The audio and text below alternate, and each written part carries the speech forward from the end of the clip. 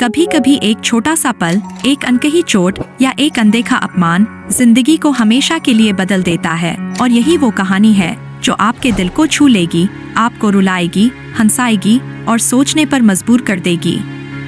दिल्ली के चमचमाते इलाके सूरज विहार में, जहां हर कोना रौनक और रईसी की कहानियां बयां करता है, एक भव्य शोरूम स्टार लग्जरी मोटर्स अपनी चकाचौंध से सबका ध्यान खींचता था। एक धूप भरी दोपहर जब सूरज अपनी पूरी शान में था, एक रॉयल रोल्स रॉयस फैंटम चुपके से उस शोरूम के सामने आकर रुकी।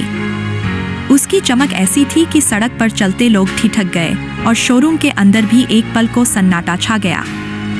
गाड़ी का दरवाजा धीरे से खुला और उसमें से एक शख्स उतरा। लंबा कद, काले रंग का बेदाग सूट, चेहरे पर गहरी शांति और आंखों में ऐसी चमक जो बिना बोले ही सब कुछ कह देती थी। शोरूम का सेल्स मैनेजर करण मेहरा, जो हमेशा अपनी चालाकी और चमक दमक पर इतलाता था, एक पल को हक्का बक्का रह गया। उसका दिल धड़कने लगा क्योंकि ये कोई आम इंसान नहीं था। लेकिन जैसे ही करण ने उस शख्स का चेहरा गौर से देखा, उसके माथे पर पसीने की बूंदें छलक आईं। ये कहानी तब शुरू होती है जब ठीक एक दिन पहले एक साधारण सी औरत ने उसी शोरूम का दरवाजा खटखटाया था। सपना गुप्ता, एक 36 साल की साधारण सी औरत, सफेद रंग की सादी कुर्ती और नीली जीन्स में बिना किसी तामझाम के स्टार लग्जरी मोटर्स में दाखिल हुई थी। उसके बाल एक साधारण सी चोटी में बंधे थे, चेहरा बिना मेकअप के, लेकिन आंखों में एक ऐसी चमक थी जो किसी सपने को पूरा करने की चाहत लिए हुए थी। वो अपनी छोटी बहन नेहा के 40वें जन्मदिन के लिए कुछ खास ढूंढ रही थी। नेहा का सपना था एक शानदार चमचमाती कार का जो उसकी जिंदगी में फिर से रंग भर दे। पिछले साल नेहा ने कैंसर जैसी खतरनाक बीमारी से जंग लड़ी थी और सपना चाहती थी कि उसकी बहन की वो मुस्कान जो दर्द ने छीन ली थी, फिर से लौट आए। सपना के लिए पैसा कोई मायने नहीं रखता था। उसकी मेहनत, उसके स्मार्ट निवेश और उसकी लगन ने उसे इतना समृद्ध बना दिया था कि वो कुछ भी खरीद सकती थी। लेकिन उसकी असली ताकत थी उसकी सादगी, उसका सच्चा दिल और उसकी विनम्रता जो हर किसी को अपना बना लेती थी। शोरूम में चारों तरफ चमचमाती कारें सजी थीं।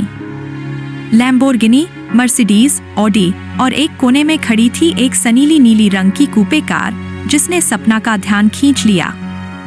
उसने सोचा, यही वो कार है जो नेहा की आंखों में वो खोई हुई खुशी लौटा सकती है।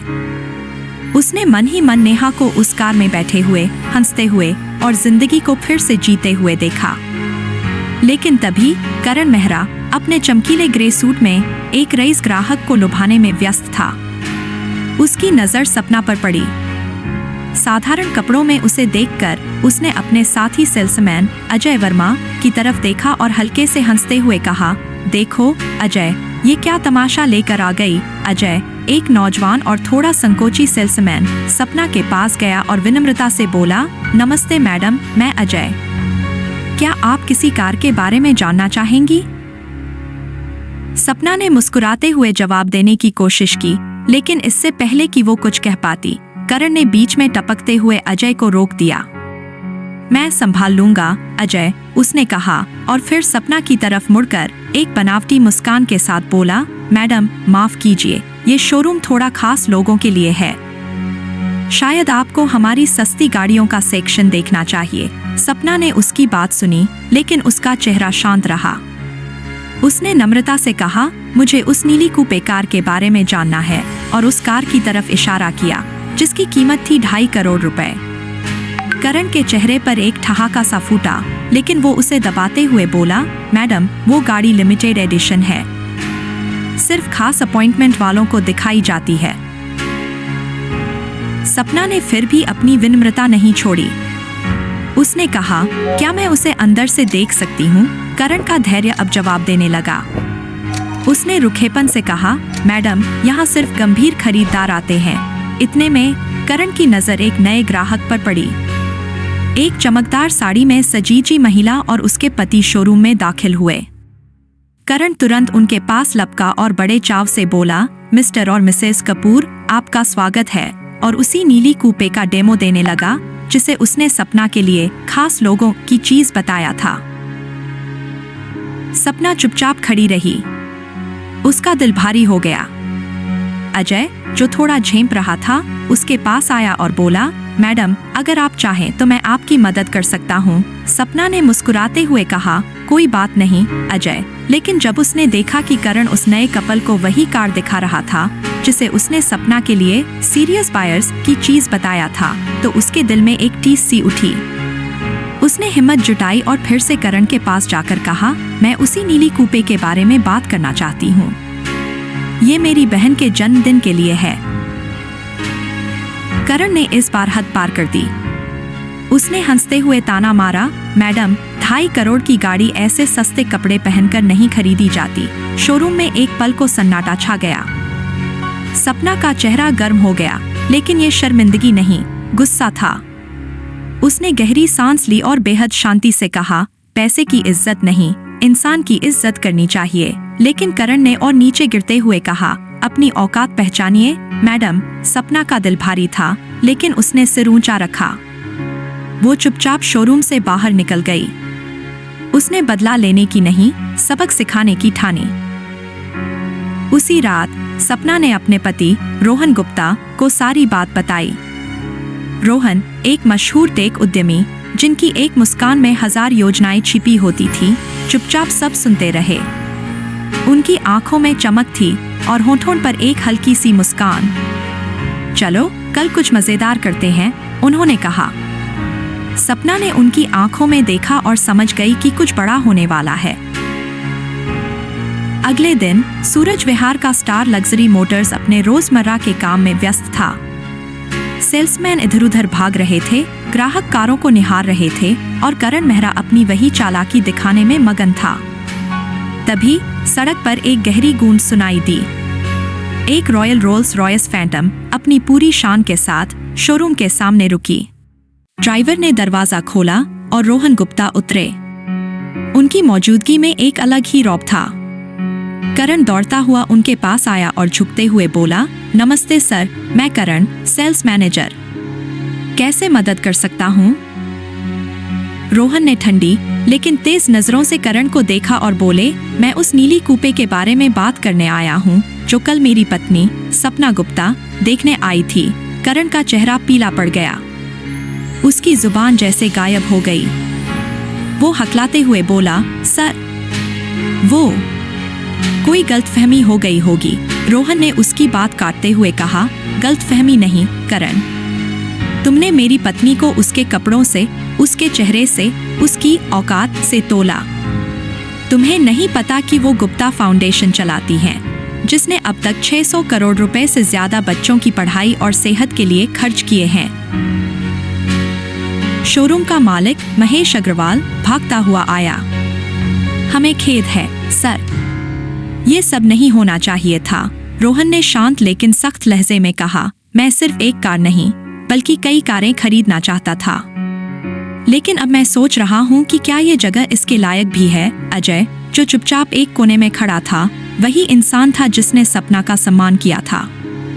रोहन ने उसकी तरफ देखा और बोले, अजय, अब से तुम इस डील को संभालोगे, और करण, तुम अगले महीने हमारे फाउंडेशन के इवेंट में वॉलंटियर बनकर काम करोगे। मेहमान बनकर नहीं, मेहनत करके। महेश ने तुरंत हामी भरी। हम तुरंत अपने स्टाफ के लिए ट्रेनिंग प्रोग्राम शुरू करेंगे ताकि कोई और सपना गुप्ता का अपमान न झेल सके। करण का सिर झुक गया। उसे अपनी गलती का एहसास हो रहा था, लेकिन यह एहसास अभी अधूरा था। 1 महीने बाद दिल्ली के एक शानदार होटल ताजमहल पैलेस में गुप्ता फाउंडेशन का एक भव्य चैरिटी इवेंट था। इस इवेंट का मकसद था एक नया स्पोर्ट्स कॉम्प्लेक्स बनाना, जहां गरीब बच्चे खेल सकें और अपने सपनों को पंख दे सकें। हॉल में सुनहरी रोशनी बिखरी थी और हर कोने में बच्चों की हंसी और सपनों की चमक थी। करण एक साधारण वॉलंटियर की तरह सफेद कुर्ते पायजामे में एक व्हीलचेयर पर बैठे 12 साल के बच्चे आरव के साथ खेल रहा था। आरव की हंसी और उसकी मासूम बातें करण के दिल को छू रही थीं। सपना एक हल्की गुलाबी साड़ी में हॉल में दाखिल हुई। उसकी मुस्कान में वही सादगी थी, लेकिन आंखों में गर्व की चमक थी। उसने करण को देखा और पास जाकर पूछा, कैसा लग रहा है करण जी? करण ने गहरी सांस ली और बोला, मैडम, ये वो सबक है जो मेरे दिल तक पहुंचा।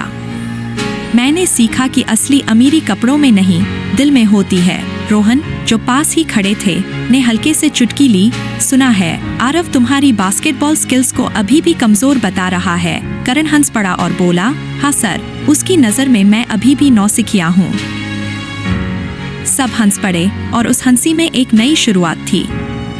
करण ने मन ही मन वादा किया कि अब वो हर इंसान को उसके दिल से देखेगा, न कि उसके कपड़ों से। 1 साल बाद गुप्ता फाउंडेशन का काम और भी फैल चुका था। हजारों बच्चों की जिंदगी में ये फाउंडेशन एक नई रोशनी बन चुका था। ताजमहल पैलेस में फाउंडेशन का वार्षिक उत्सव चल रहा था। हॉल में गुलाब की खुशबू, सुनहरी रोशनी और बच्चों की हंसी बिखरी थी। करण अब फाउंडेशन का एक सक्रिय वॉलंटियर था। वो मंच का संचालन कर रहा था, सादे सफेद कुर्ते पायजामे में, लेकिन उसकी आंखों में एक नया गर्व था। कार्यक्रम शुरू हुआ। बच्चों ने रंगारंग नृत्य पेश किया, माता पिताओं ने अपने दिल की बातें साझा की और हर कोने में सिर्फ प्यार और सम्मान की भावना थी। तभी हॉल के दरवाजे से सपना और रोहन दाखिल हुए। सपना एक खूबसूरत क्रीम रंग की साड़ी में थी और रोहन एक गहरे नीले सूट में। उनकी आंखों में सच्ची खुशी थी। पूरा हॉल एक पल के लिए थम गया। कार्यक्रम खत्म होने के बाद करण वॉलंटियर्स को धन्यवाद दे रहा था, तभी उसकी नजर सपना पर पड़ी। वो एक पल को रुका, फिर धीरे धीरे उनके पास गया। सपना ने उसे देखा और मुस्कुराते हुए बोली, नमस्ते करण जी। करण ने हाथ जोड़कर कहा, नमस्ते मैडम। नहीं, अब तो मुझे आपको गुरु कहना चाहिए। सपना हंसी और बोली, गुरु नहीं करण जी, दोस्त। करण की आंखें नम हो गईं।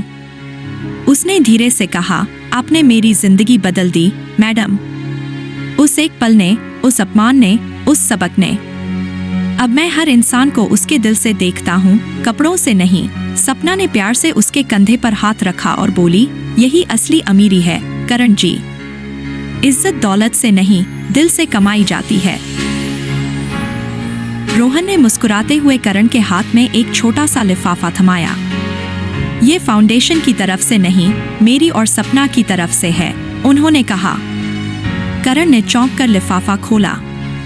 उसमें था एक स्कॉलरशिप लेटर, गुप्ता फाउंडेशन के लीडरशिप इन ह्यूमैनिटी प्रोग्राम के लिए।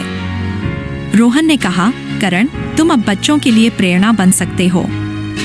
हम तुम्हें हमारे ग्लोबल ट्रेनिंग प्रोग्राम के लिए अमेरिका भेज रहे हैं, ताकि तुम औरों को भी वही सिखा सको जो तुमने सीखा।